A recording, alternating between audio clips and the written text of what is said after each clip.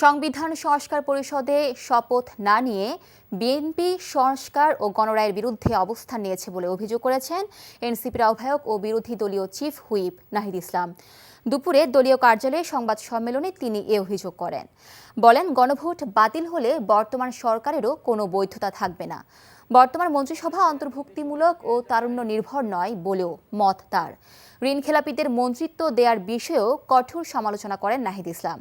বলেন, সরকারি দলের ৬২% সংসদ সদস্য ঋণখেলাপি, যার পরিমাণ প্রায় ১৮,৮৬৮ কোটি টাকা। তারা কবে এবং কিভাবে এ ঋণ পরিশোধ করবে এই বিষয়ে সুস্পষ্ট বক্তব্য আসা প্রয়োজন। ফ্যাসিস্ট আওয়ামী লীগের পুনর্বাসনের চেষ্টা চলছে এবং এসব কর্মকাণ্ড সরকারি দলের প্রশ্রয়ে হচ্ছে বলেও অভিযোগ করেন নাহিদ। জনগণ আমাদেরকে পাঠিয়েছে সংবিধান সংস্কার পরিষদের সদস্য হিসেবে সংবিধান সংস্কার করার জন্য। আমরা আমাদের দায়িত্ব পালন করেছি, বিএনপি তার দায়িত্ব পালন করেনি। বিএনপি সংস্কারের বিরুদ্ধে, গণরায়ের বিরুদ্ধে অবস্থান করেছে, জনগণ সেটা বিচার করবে। আমরা আশঙ্কা করছি যে এই নির্বাচনে এরকম একটা যোগসাজগ হয়েছে ভারত, আওয়ামী লীগ এবং বিএনপির মধ্যে।